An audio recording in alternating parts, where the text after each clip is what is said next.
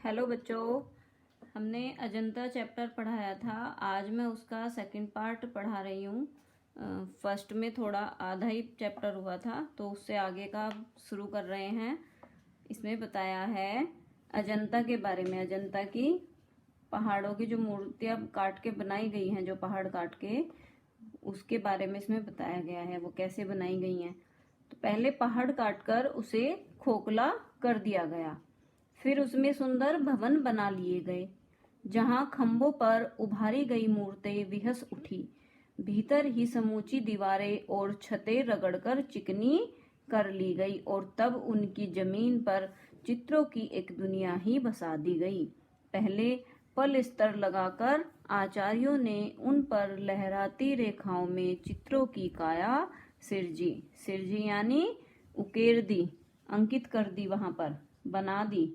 फिर उनके चेले कलावंतों में उनमें रंग भरकर प्राण फूंक दिए और दीवारें उमंगी हो उठी, पहाड़ पुलकित हो उठे। उमंग यानी खुशी से झूम उठना, पुलकित हो उठना, खुश हो उठना। कितना जीवन बरस पड़ा है इन दीवारों पर, जैसे अजायब घर का भंडार खुला पड़ा हो। जैसे कि किसी चीज को हम देखते हैं और उसको बोलते हैं ना कि ये चीजें कितनी अच्छी लग रही हैं, किस तरीके से बनाई गई हैं, वो उसका भंडार जैसे खुल जाता है ना किसी चीज का, वहां पर इस तरीके से मूर्तियों का भंडार खुल गया। कहानी से कहानी टकराती चली गई। बंदरों की कहानी, हाथियों की कहानी, हिरणों की कहानी, कहानी क्रूरता और भय की, त्याग और दया की। जहां बेरहमी है वहीं दया का भी समुद्र उमड़ पड़ा है। जहां पाप है वहीं क्षमा का सोता फूट पड़ा है। राजा और कंगले, विलासी और भिक्षु, नर और नारी, मनुष्य और पशु, सभी कलाकारों के हाथों अंकित होते चले गए। हैवान की हैवानी को इंसान की इंसानियत से कैसे जीता जा सकता है, कोई अजंता में जाकर देखे। बुद्ध का जीवन हजार धाराओं में से होकर बहता है, जहां जन्म से लेकर निर्वाण तक की, निर्वाण यानी मुक्ति तक की जीवन की प्रधान घटनाएं, जो घटनाएं प्रधान होती है, प्रमुख होती हैं, कुछ ऐसी घटनाएं लिख दी गई कि आंखें अटक जाती हैं, हटने का नाम नहीं लेती हैं।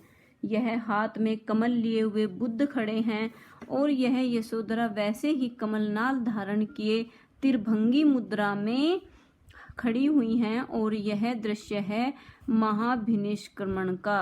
यशोधरा और राहुल निद्रा में खोए, गौतम दृढ़ निश्चय कर धड़कते हृदय को संभालते। उधर बंदरों का चित्र है, कितना सजीव, कितना गतिमान। उधर सरोवर में जल विहार करता वह गजराज कमल दंड तोड़ तोड़ कर हथनियों को दे रहा है। खाने खिलाने, बसने बसाने, नाचने गाने, कहने सुनने, नर वन नगर, ऊंच नीच, धनी गरीब के जितने नजारे हो सकते हैं, उन सबको आदमी अजंता की इन दीवारों पर देख सकता है। बुद्ध के इस जन्म की घटनाएं तो इन चित्रित कथाओं में है ही, उनके पिछले जन्मों की कथाओं का भी चित्रण किया गया है। पिछले जन्म की ये कथाएं जातक कहलाती हैं। जातक यानी जो बुद्ध से संबंधित थी, उनकी कथाओं का वहां पर चित्र उकेरे गए हैं। इनकी संख्या 555 है और इनका संग्रह जातक के नाम से प्रसिद्ध है। इनका एक संग्रह था बुद्ध का, जातक के नाम से। उसमें जितनी भी कहानियां, जितनी भी बुद्ध से संबंधित सभी बातें थी, वो सब वहां पर चित्रों में उकेरी गई हैं। इन बुद्धों से बड़ा मान है इन्हीं जातक कथाओं में से अनेक अजंता के चित्रों में विस्तार के साथ लिख दी गई हैं। पिछले जन्मों में बुद्ध ने गज, कपी, मृग आदि के रूप में विविध योनियों में जन्म लिया था और संसार के कल्याण के लिए दया और त्याग का आदर्श स्थापित करते हुए बलिदान हो गए थे। उन स्थितियों में किस प्रकार पशुओं तक ने मानवोचित व्यवहार किया था, किस प्रकार औचित्य का पालन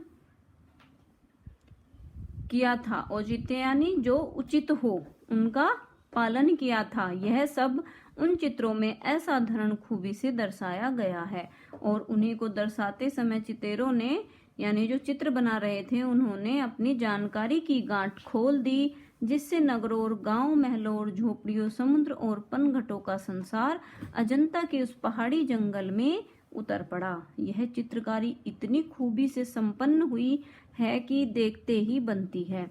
जुलूस के जुलूस हाथी घोड़े दूसरे जानवर जैसे सहसा जीवित होकर अपने अपने समझाए हुए काम जादू के इशारे पर संभालने लग जाते हैं। इन गुफाओं का निर्माण ईसा के करीब 200 साल पहले ही शुरू हो गया था और वे 7वीं सदी तक बनकर तैयार भी हो चुकी थी।